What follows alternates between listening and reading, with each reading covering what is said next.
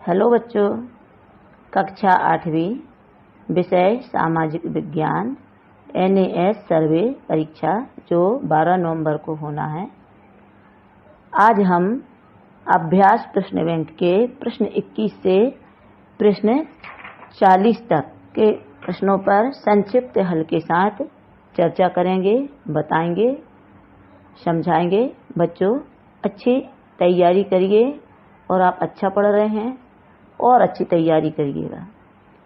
तो बच्चों प्रश्न क्रमांक 21, भारत में लौह इस्पात उद्योग सर्वप्रथम किस राज्य में स्थापित किया गया? इस प्रश्न के 4 विकल्प हैं। पहला झारखंड, दूसरा उड़ीसा, तीसरा उत्तराखंड, चौथा उत्तर प्रदेश। बच्चों लौह इस्पात उद्योग किसी भी देश के विकास की धुरी माना जाता है, इसलिए भारत में इसका सबसे पहला और बड़े पैमाने का कारखाना 1907 में झारखंड राज्य में स्थापित किया गया। इसलिए इस प्रश्न का सही उत्तर है पहला झारखंड। फिर प्रश्न क्रमांक 22, राजस्थान जैसे शुष्क प्रदेशों में सिंचाई की कौन सी विधि सबसे अधिक उपयुक्त है? इसके 4 उत्तर हैं। पहला नहर, दूसरा नलकूप, तीसरा टपकन विधि, बूंद बूंद विधि, चौथा जलाशय।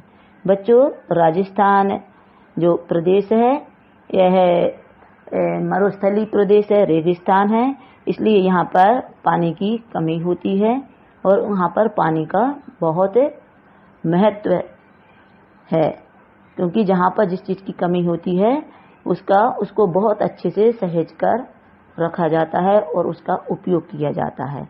इसलिए इस प्रश्न का सही उत्तर है तीसरा टपकन विधि और बूंद बूंद विधि। फिर अगला प्रश्न है 23, कौन सी 2 गैसें वायुमंडल में सर्वाधिक मात्रा में हैं? इनके 4 उत्तर हैं। पहला इथेन मीथेन, दूसरा नाइट्रोजन ऑक्सीजन, तीसरा कार्बन डाइऑक्साइड नियोन और चौथा आर्गन नियोन। बच्चों इस प्रश्न का सही उत्तर है नाइट्रोजन गैस और ऑक्सीजन गैस दूसरा इसका सही उत्तर है। फिर प्रश्न 24, किसी द्वीप तक पहुंचने के लिए सबसे उपयुक्त परिवहन का साधन कौन सा है? पहला जहाज, दूसरा रेलगाड़ी, तीसरा कार, चौथा बस। बच्चों द्वीप वह होता है, वह स्थल भाग जो चारों ओर समुद्र से घिरा होता है, वह द्वीप कहलाता है। इसलिए द्वीप तक पहुंचने के लिए सबसे उपयुक्त परिवहन साधन जहाज होता है। इसलिए इस प्रश्न का सही उत्तर है पहला जहाज। फिर अगला प्रश्न 25, निम्नलिखित में से कौन पंचायती राज व्यवस्था से संबंधित है? इसके 4 उत्तर हैं। पहला सरपंच, दूसरा शिक्षक, तीसरा किसान, चौथा अधिवक्ता। बच्चों जो ग्राम पंचायत है वह पंचायती राज व्यवस्था से संबंधित है और इसके मुखिया को सरपंच कहते हैं। इसलिए इस प्रश्न का पहला जो उत्तर है सरपंच यह सही है, यह पंचायती राज व्यवस्था से संबंधित है। अगला प्रश्न 26, निम्नलिखित में से कौन एक प्राकृतिक पारितंत्र है? इसके 4 उत्तर हैं। पहला विद्यालय, दूसरा नदी, तीसरा अस्पताल, चौथा एक्वेरियम। बच्चों प्राकृतिक तंत्र जो प्रकृति ने बनाया है, तो इस प्रश्न का सही उत्तर है दूसरा नदी। अगला प्रश्न 27, निम्नलिखित में से किसे भारतीय संविधान का जनक कहा जाता है? इस प्रश्न के 4 उत्तर हैं। पहला महात्मा गांधी, दूसरा डॉक्टर BR अम्बेडकर, तीसरा डॉक्टर राजेंद्र प्रसाद, चौथा पंडित जवाहरलाल नेहरू। बच्चों जब हमारा भारत देश स्वतंत्र हुआ तो उसके बाद हमारे भारत देश का संविधान निर्माण किया गया और संविधान के निर्माण में डॉक्टर BR अम्बेडकर ने अपना महत्वपूर्ण भूमिका निभाई, इसलिए उनको भारतीय संविधान का जनक कहा जाता है। इसलिए इस प्रश्न का उत्तर है दूसरा डॉक्टर BR अम्बेडकर। अब बच्चों अगले प्रश्न पर चलते हैं। प्रश्न 28, भूकंप की तीव्रता को मापने वाले यंत्र को कहते हैं? पहला हीदरग्राफ, दूसरा इर्गोग्राफ, तीसरा बैरोग्राफ, चौथा सीस्मोग्राफ। बच्चों, इस प्रश्न का सही उत्तर है सीस्मोग्राफ। इससे भूकंप की तीव्रता को मापा जाता है। यह भूकंप की तीव्रता को मापने वाले यंत्र कहते हैं, इसलिए इसका सही उत्तर है चौथा सीस्मोग्राफ। फिर प्रश्न 29, वायुमंडल की कौन सी परत पृथ्वी की सतह के सबसे पास स्थित है? पहला बाह्यमंडल, दूसरा मध्यमंडल, तीसरा तापमंडल और चौथा क्षोभमंडल। और बच्चों, वैसे वायुमंडल में पृथ्वी की 5 सतह हैं, जिसमें जो क्षोभमंडल है, क्षोभमंडल का मतलब है कि जिसमें बिजली तड़कती है, बादल गरजते हैं, हवाएं चलती हैं। तो इस प्रश्न का सही उत्तर है बच्चों चौथा क्षोभमंडल। प्रश्न 30, अनौपचारिक तौर पर कार्यरत श्रमिकों की कौन सी एक विशेषता है? इस प्रश्न के 4 उत्तर हैं। पहला स्थायी नौकरी, दूसरा नौकरी की सुरक्षा, तीसरा स्वास्थ्य सुविधा, चौथा जब जरूरत होती है तभी कार्यरत होते हैं। तो बच्चों, इस प्रश्न का सही उत्तर है जब जरूरत होती है तभी कार्यरत होते हैं। यह श्रमिकों की अनौपचारिक तौर पर कार्यरत होने वाले श्रमिकों की एक विशेषता है। इस प्रश्न का सही उत्तर है चौथा, जब जरूरत होती है तभी कार्यरत होते हैं।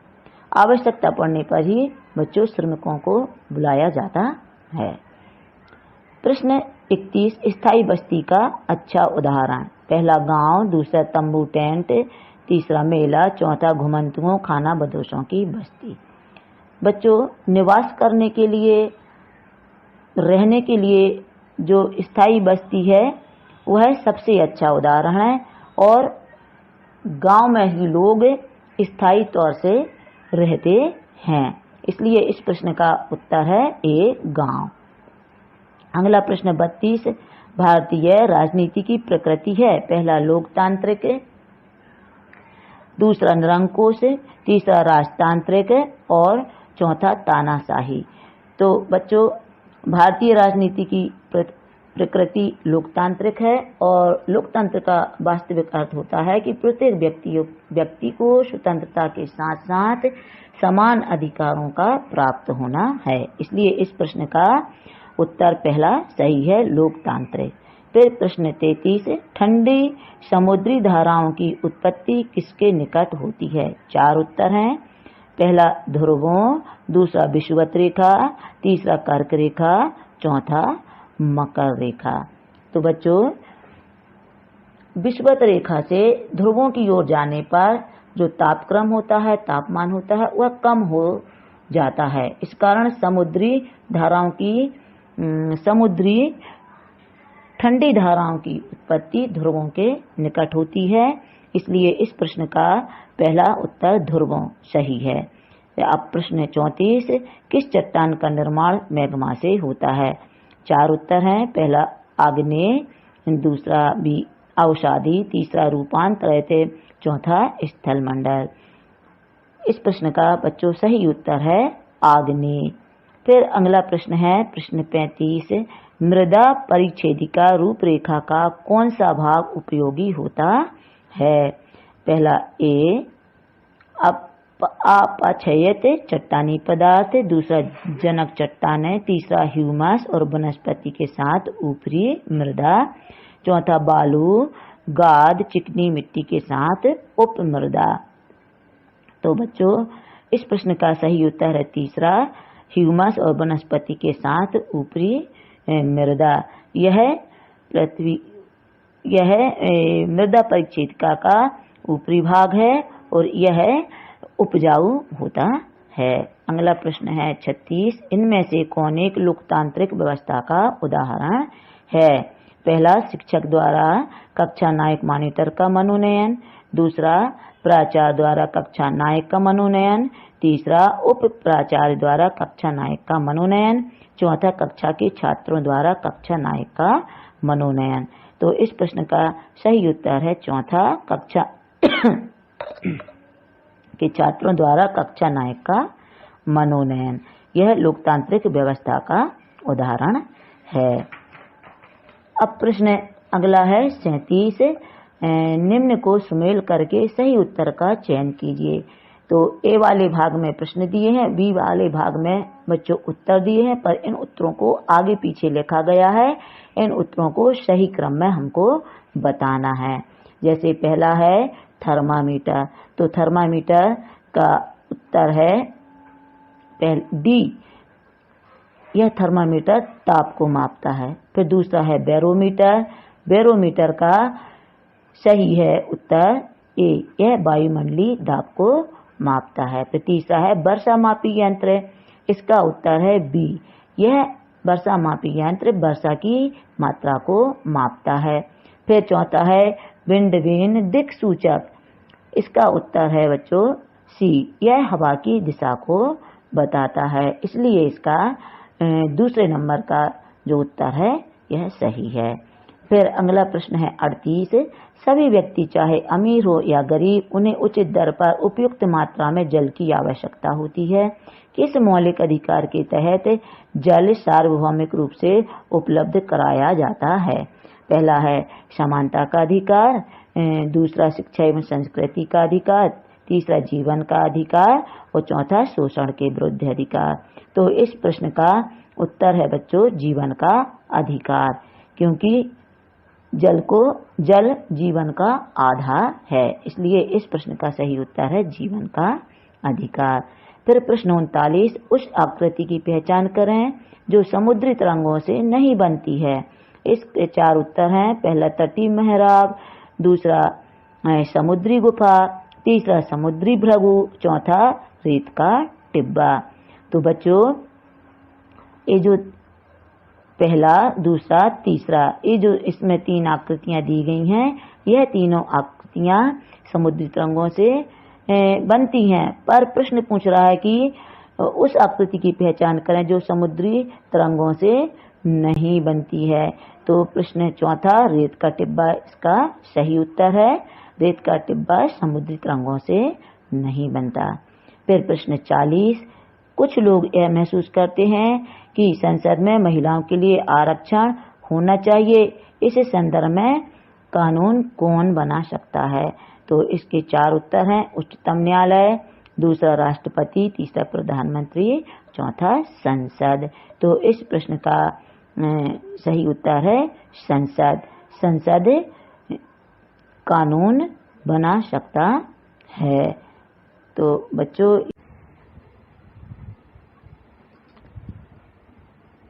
प्रश्न क्रमांक 41। मांस और लाइकेन कहाँ पाए जाते हैं? इसके 4 विकल्प हैं। पहला मरुस्थलीय वनस्पति, दूसरा विषुवतीय रेखी सदाबहार वन, तीसरा टुंड्रा वनस्पति और चौथा घास भूमि। इस प्रश्न का सही उत्तर है टुंड्रा वनस्पति। तो बच्चों उत्तरी अमेरिका में उत्तरी भाग में टुंड्रा प्रदेश है। टुंड्रा प्रदेश में शीत ऋतु लंबी होती है और ग्रीष्म ऋतु अल्पकाल, यानी शीत ऋतु ज्यादा समय रहती है और जो ग्रीष्म ऋतु होती है वह कम समय होती है। तो यहाँ का जो अधिकांश भाग होता है वह भूमि बर्फ से ढकी रहती है, इस कारण यहाँ पर बड़े पेड़ पौधे उत्पन्न नहीं हो पाते हैं और यहाँ पर की जो वनस्पतियाँ होती हैं वह छोटी होती हैं। तो इस प्रकार से यहाँ पर इसका सही उत्तर है टुंड्रा वनस्पति। तो जो मांस और लाइकेन जो वनस्पति है यह चट्टानों वृक्षों पर उगने वाली पुष्पविहीन यानी फूल रहित कोमल हरी वनस्पति होती है जो बहुत छोटी छोटी होती है। तो इसलिए इस प्रश्न का उत्तर है टुंड्रा वनस्पति। फिर प्रश्न क्रमांक अगला 42। उस क्रिया को पहचान करें जो कृषि से नहीं जुड़ी है।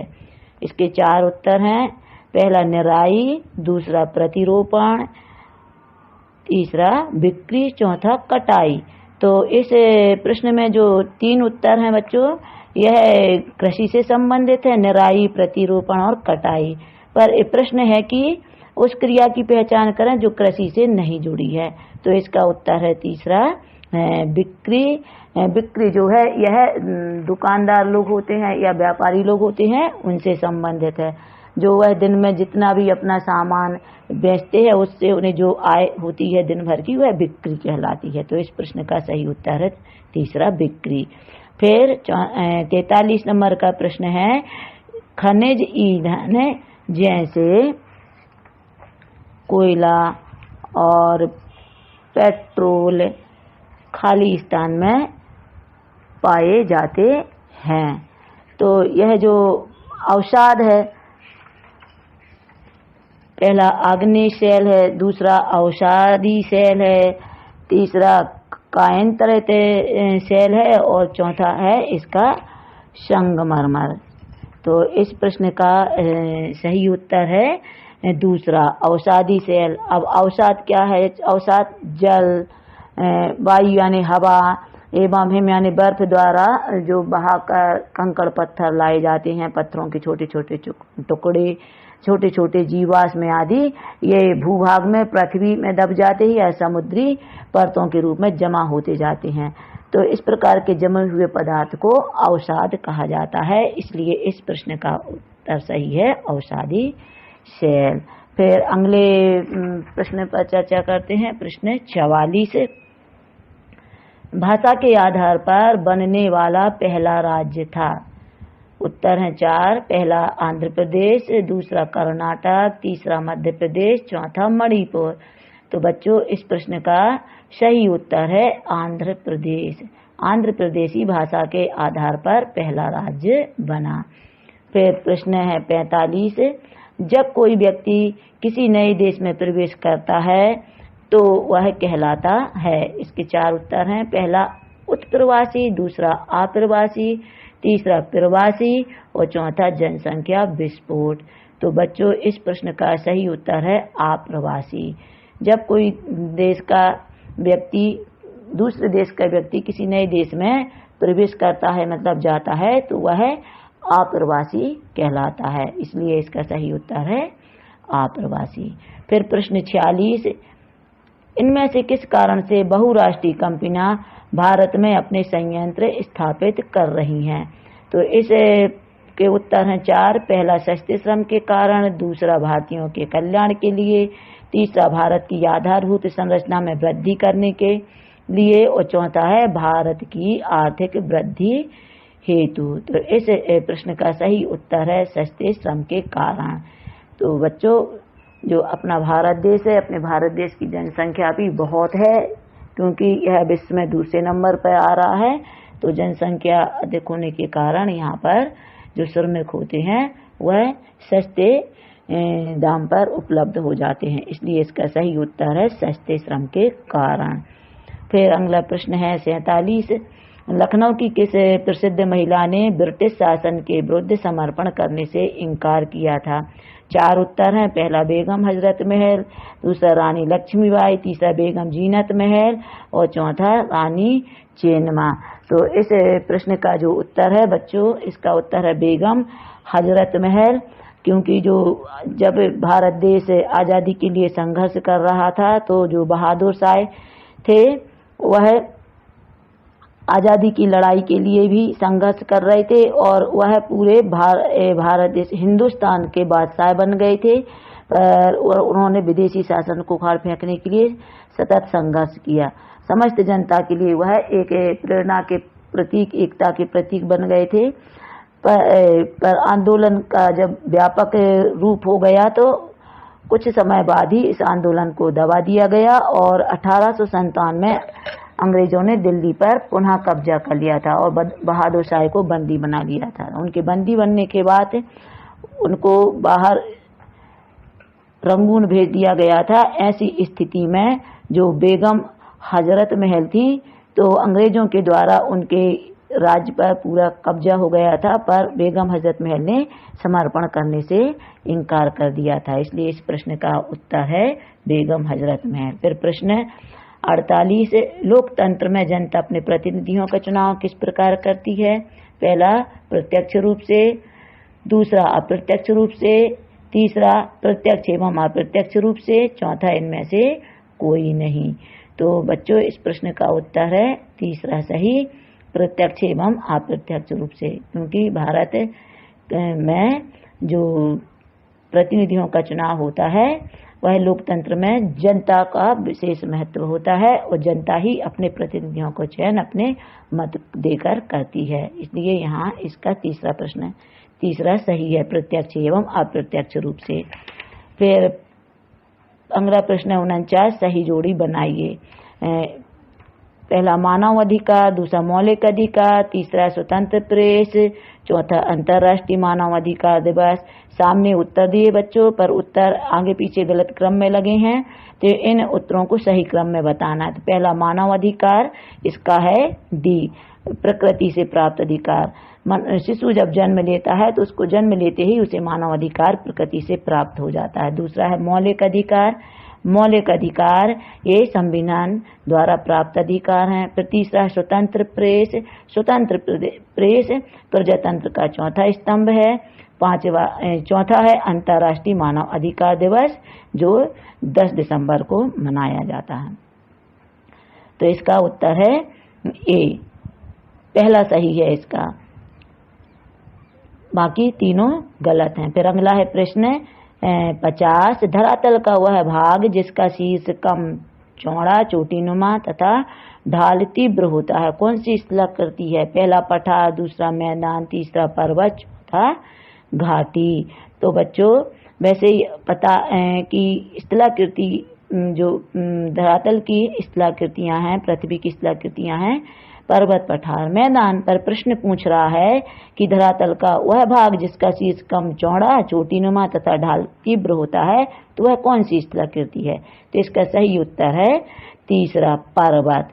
पर्वत का जो शीर्ष होता है वह कम चौड़ा होता है, चोटीनुमा होता है और उसके ढाल तीव्र होते हैं। फिर अगला प्रश्न है 51, सिविल सेवा परीक्षा में भाग लेने की न्यूनतम आयु सन 1876 ईस्वी में की गई थी। 4 उत्तर हैं, पहला 21 वर्ष, दूसरा 23 वर्ष, तीसरा 19 वर्ष और चौथा 24 वर्ष। तो इस प्रश्न का जो उत्तर है वह तीसरा है 19 वर्ष। फिर अगला प्रश्न है अंग्रेजों द्वारा लागू की गई रैयतवाड़ी व्यवस्था किससे संबंधित है? इसका 4 उत्तर हैं, पहला सैनिकों की भर्ती प्रक्रिया बदलाव, दूसरा धार्मिक एवं सामाजिक प्रथाओं का संरक्षण और तीसरा भू राजस्व का निर्धारण और चौथा है ब्रिटिश ताज की सत्ता का हस्तांतरण। तो इसका जो उत्तर है बच्चों तीसरा सही है, भू राजस्व का निर्धारण। यह रैयतवाड़ी व्यवस्था से संबंधित है जो अंग्रेजों द्वारा लागू की गई थी। हमारे सभी वीडियोस देखने के लिए हमारे चैनल को सब्सक्राइब करें, ज़्यादा से ज़्यादा लाइक करें, शेयर करें और बेल आइकन का बटन दबाना ना भूलें। धन्यवाद।